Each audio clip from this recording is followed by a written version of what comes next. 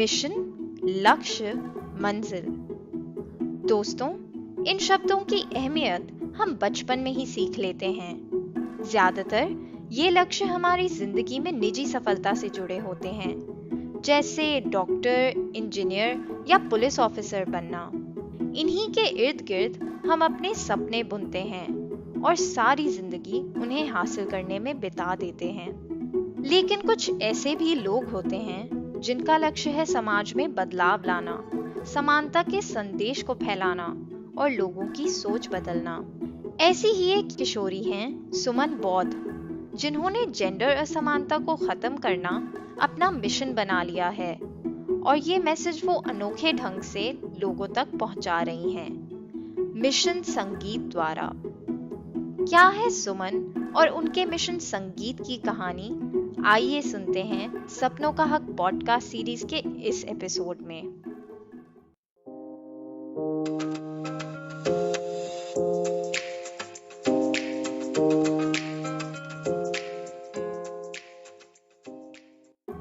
उन्नीस साल की सुमन उत्तर प्रदेश के मऊ जिला के पिंदौहरी गांव की रहने वाली हैं।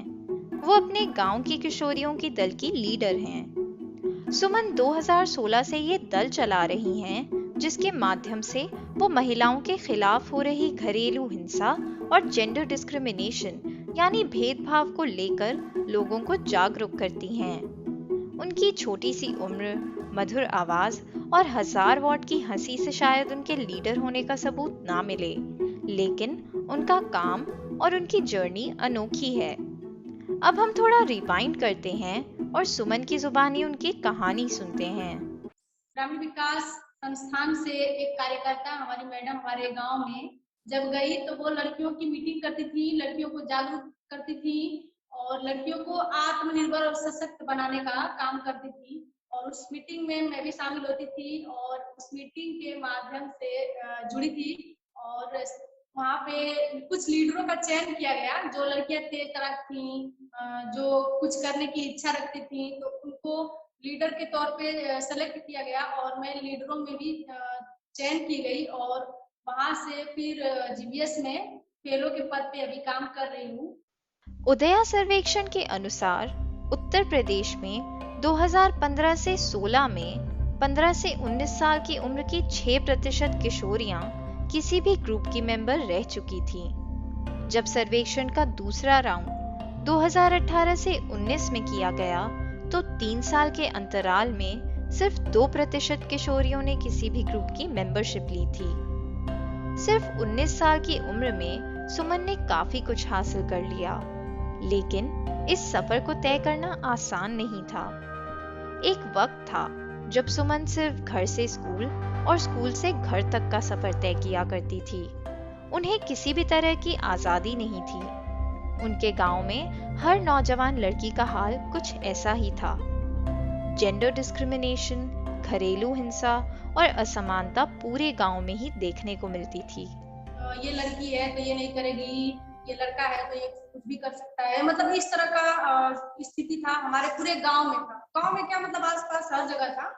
तो घर में भी था कि हम लोग स्कूल से बस आते थे और घर पे कहीं लेट हो जाए तो भी सवाल, कहीं फ्रेंड की शादी है तो भी नहीं जाना, तो इसके अलावा फोन नहीं चलाना, गाड़ी नहीं चलाना, तमाम तरह की बाधाएं थी। अभी फिलहाल में जो स्थिति थी वो पहले क्या था कि एक घर से दूसरे के घर नहीं जाते थे। अब अपने ही गांव में अपने घर से दूसरी किशोरी के घर नहीं जाते थे। दूसरी चीज की किसी पुरुष के सामने आप अपनी बात नहीं रख सकती हैं। अपने परिवार के साथ आप खाना नहीं खा सकती हैं क्योंकि आप एक महिला है। और अपने पापा के साथ या अपने भैया के सामने आप चेयर पे या कुर्सी पे या चौकी पे नहीं बैठ सकती हैं क्योंकि आप एक महिला है। उदया सर्वे के दूसरे राउंड के मुताबिक यूपी में 18 से 22 साल की उम्र की केवल 47% अविवाहित किशोरियों को, यानी आधे से भी कम, कुछ चुनिंदा जगहों पर अकेले आने जाने की आजादी है। 18% लड़कियों का ये भी कहना है कि उन्होंने अपने माता पिता से भाई की तुलना में कम से कम एक तरह के जेंडर भेदभाव का अनुभव किया है। ऐसे माहौल में सुमन अपने सिंगर बनने के अनोखे सपने को संवार रही थी। बचपन में जब भी स्कूल में कोई कार्यक्रम होता था, या किसी भी तरीके का खेल खिलाया जाता था तो उनके टीचर हमेशा उन्हें गाना गाने के लिए खड़ा कर देते थे। उनके टीचर्स के प्रोत्साहन ने सुमन के मन में हिम्मत और विश्वास भर दिया कि वो एक सिंगर जरूर बन सकती हैं। मगर उनके सपनों पर रोक तब लगी जब उन्हें अपने परिवार से अपनी माँ के अलावा किसी का सपोर्ट नहीं मिला। शुरुआत का सफर उनके लिए कितना मुश्किल था, ये सुमन से ही सुनिए। मेरी अंदर जो इच्छाएं थी वो बढ़ने लगी कि सर ऐसे कर रहे हैं तो इतना अच्छा लग रहा है बेटा, जब आप पब्लिक के सामने जाओगी तो आपको बहुत सारा मान सम्मान प्यार दुलार मिलेगा। तो मैं ख्वाब देखने लगी कि मैं बनूंगी। अच्छा लगता था और लोग बोलते थे कि आप इसमें सक्सेस हो जाओगी। तो उसके बाद धीरे धीरे धीरे धीरे मैं करने लगी। तो मतलब अपने एरिया में छा गई। अपने एरिया में किसी दूसरे स्कूल में भी प्रोग्राम होता था तो मुझे सिंगिंग करने के लिए वो लोग उठा के लेके जाते थे। सुमन को बुलाया जाओ और सुमन गाएगी तो वहां गाती, फिर वहां तारीफ। फिर वहां जो टीचर्स बैठे होते थे वो अपने कॉलेज में अगर होता था तो फिर वो लोग मुझे उठा के लेके जाते थे, छोटे थे तो फिर वहां करते थे। तो ऐसे करते करते जब बड़ी हो गई तो जब घर में ये बात रखने लगी कि नहीं मुझे सिंगर बनना है, फिर इन लोगों ने करना शुरू कर दिया। तो इसके लिए मेरे पापा बोलते थे कि ये गलत चीज है, अच्छी चीज नहीं है, तो इसमें इज्जत नहीं है। तो यहाँ पे लड़कियों का शोषण होता है, लोग अच्छे नजर से नहीं देखते हैं, नहीं जाना चाहिए, रात रात में जाना पड़ेगा, फिर तुम्हारे साथ कैसा कौन व्यवहार करेगा, कौन कैसा नहीं करेगा, ये सब बहुत बुरा लगता था। तो उन्होंने मुझे कभी आजादी नहीं दी कि आप, इसके लिए इजाजत ही नहीं दिया कि आप सिंगिंग करो। सुमन अपनी सफलता का श्रेय अपनी माँ को भी देती हैं, जिन्होंने लोगों के ताने सुने और सबके खिलाफ जाकर सुमन को सपोर्ट किया। कई किशोरियों से बात करके ये जाहिर होता है कि अमूमन वे अपनी माँ से सपोर्ट ढूंढती हैं। वर्ष 2018 से 19 में किया गया उदया सर्वेक्षण भी बताता है कि 18 से 22 साल की 61% अविवाहित किशोरियां अपनी माँ से अपने दोस्तों के बारे में बात करने की आजादी रखती हैं, जबकि सिर्फ 20% अपने पिता से इस बारे में बात कर पाती हैं। समाज और उनके परिवार की इस रोक टोक से पैदा हुआ सुमन का मिशन संगीत। सुमन की लाइफ तब बदली जब उन्हें भोजपुरी भाषा में अम्बेडकर गाना गाने का मौका मिला। उस पर भी शुरुआत में उनके पिता का उन्हें सपोर्ट नहीं मिला। बहुत रोने के बाद सीखे जाओ, वो भी 1 घंटे के लिए, और मैं 1 घंटे में 3 गाना गाई। 1 घंटे में 3 गाना मेरा रिकॉर्ड हुआ स्टूडियो से, और वो उन लोगों ने बोला कि बहुत अच्छी वॉइस है, और वहां से सिलेक्ट कर ली। उसके बावजूद भी नहीं आने जाने का, ठीक है 3 गा ली ना तो अब बंद करो, अब नहीं जाने, ऐसे होता था।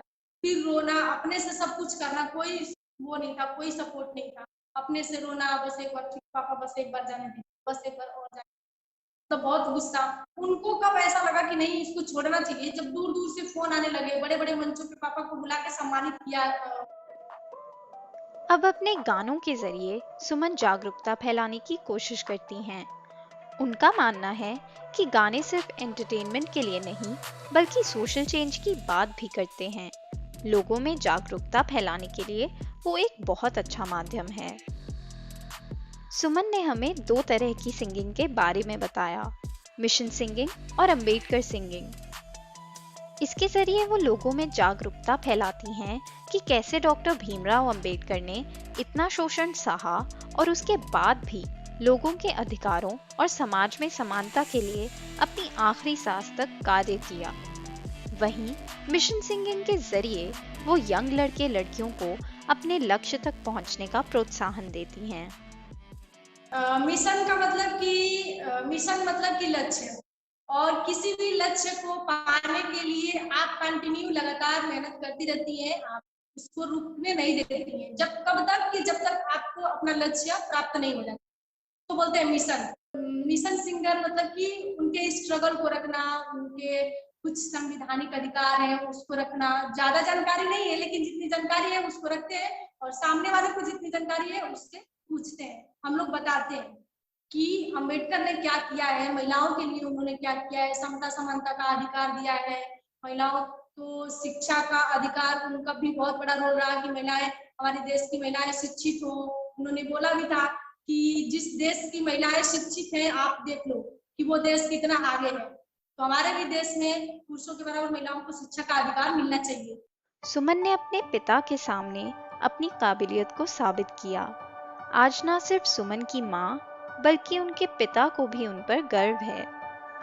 इसके बाद अब वो बस अपनी जिंदगी के सफर में आगे बढ़ चली हैं।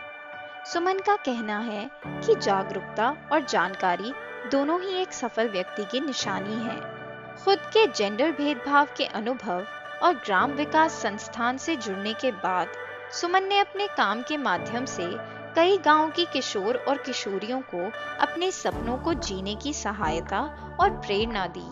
किशोर किशोरियों के साथ उनके माता पिता और बाकी घर वालों के साथ बात करने की और उनकी सोच बदलने की जरूरत है, लेकिन ये बातचीत भी आसान नहीं होती है।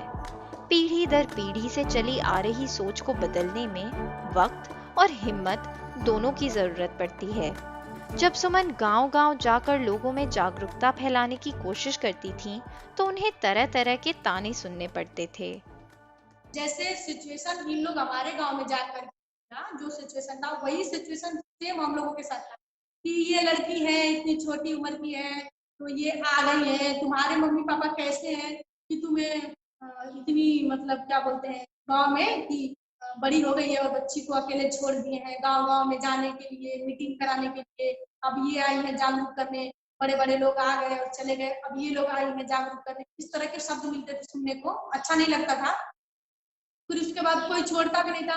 फिर धीरे धीरे हम लोगों ने एकदम जारी रखा कंटिन्यू जाना, एक एक घर घर संपर्क करना, उनके मम्मी पापा से बात करना, उनको समझाना, चाचा जी ये चीज है, चाची जी ये चीज है, आपकी बच्ची है, आप लोग गलत कर रहे हैं, ऐसा नहीं है, ऐसा किसी किताब में नहीं लिखा गया कि नहीं ये काम लड़की कर सकती है, ये काम लड़का कर सकता है, ना ही हमारे देश का संविधान कहता है। आप लोगों ने अपने अंदर ये गलत सोचे और भर के रखी है, आप लोग इनको छोड़िए। समझाते समझाते फिर उसके बाद धीरे धीरे धीरे धीरे किशोरियां इकट्ठा होने लगी, 10, 5, 15, 20 करके ऐसे ऐसे करके अभी तो हर जगह इकट्ठा हो गई है। 100 का संगठन बन गया है, एक गांव में 100 किशोरियों का संगठन बन गया है।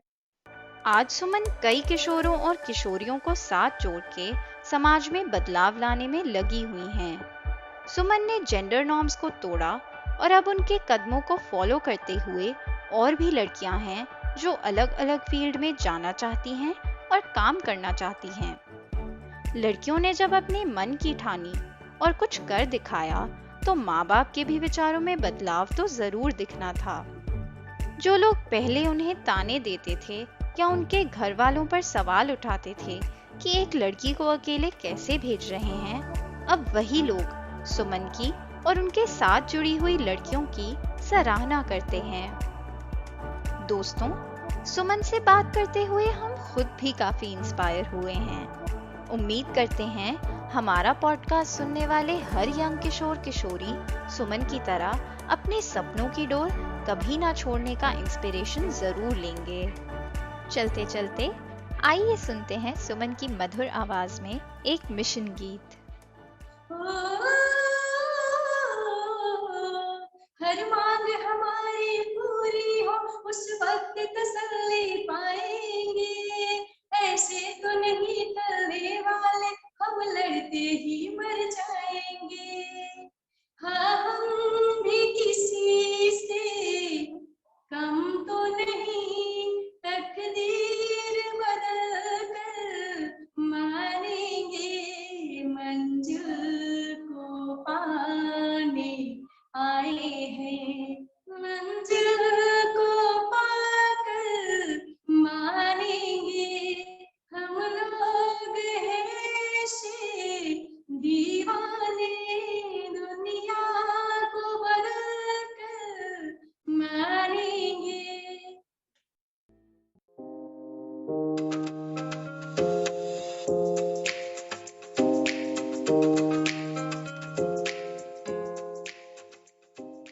इस पॉडकास्ट सीरीज के लिए हमने डेटा प्रोजेक्ट उदया से लिया है। इस प्रोजेक्ट के तहत उत्तर प्रदेश और बिहार राज्यों के युवाओं का सर्वे 2 राउंड में किया गया था। यंग लोगों के सपनों के सफर कैसे आगे बढ़ रहे हैं और क्या दिक्कतें आ रही हैं, इसका खुलासा उदया के डेटा ने किया है। यह पॉडकास्ट श्रृंखला बहन बॉक्स और चित्रकूट कलेक्टिव की पेशकश है। यह पॉडकास्ट पॉपुलेशन काउंसिल के उदया ग्रांट से संभव हुआ है। बहन बॉक्स एक डिजिटल मीडिया प्लेटफॉर्म है। इस प्लेटफॉर्म के ज़रिए हम भारत में औरतों की कहानियाँ लेकर आते हैं। आप हमें इंस्टाग्राम, फेसबुक और ट्विटर पर फॉलो कर सकते हैं। हमारा हैंडल है @बहनबॉक्स।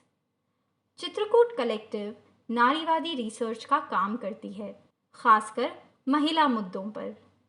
आप हमें फेसबुक, इंस्टाग्राम और पिक स्टोरी पर @चित्रकूट कलेक्टिव पर फॉलो कर सकते हैं।